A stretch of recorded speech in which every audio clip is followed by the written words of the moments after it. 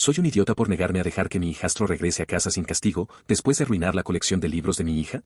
A mi hija biológica, Susan, 12 años, le gusta coleccionar y leer libros infantiles antiguos. Se ha convertido en una lectora increíble.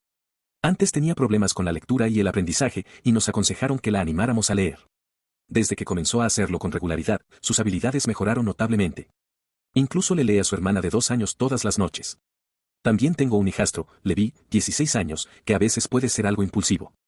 No tenemos una relación de padre e hijo, pero nos respetamos mutuamente, aunque en ocasiones puede comportarse de manera egoísta y problemática tanto conmigo como con sus hermanas.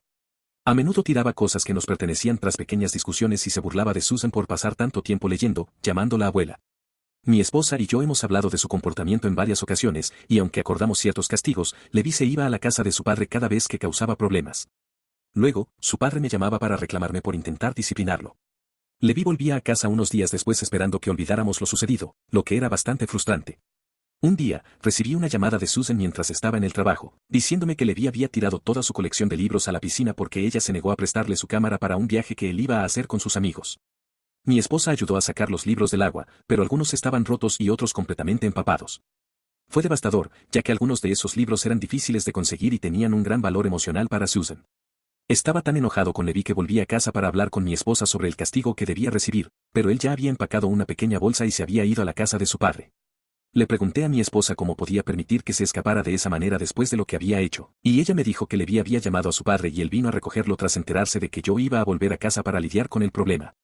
Fui a la casa de su padre para intentar hablar con Levi, pero su padre se negó a dejarme verlo. Le dije que Levi estaba evitando las consecuencias de sus actos, pero su padre trató de justificar su comportamiento, culpándome a mí por cómo tratamos Susan y yo a Levi. Incluso amenazó con llamar a Servicios de Protección Infantil, CPS, si intentaba disciplinarlo, argumentando que, como no soy su padre biológico, no tengo derecho a castigarlo. Además, afirmó que lo que Levi hizo fue una reacción al comportamiento de Susan hacia él. Su padre me pidió que me fuera, diciendo que Levi no volvería a casa hasta que yo prometiera no tomar ninguna medida al respecto y lo pusiera por escrito. Le respondí que, si ese era el caso, Levi debería quedarse con él. No debería volver hasta que recibiera el castigo adecuado. Su padre insistió en que también era la casa de su madre, y llamó a mi esposa. Ella me pidió que dejara pasar la situación, diciendo que encontraríamos una solución, pero no creo que sea justo que Susan pierda sus libros y que Levi no enfrente consecuencias. Me están pidiendo que lo deje pasar, pero creo que eso solo alentará a Levi a seguir actuando de forma irresponsable si no abordamos el problema ahora.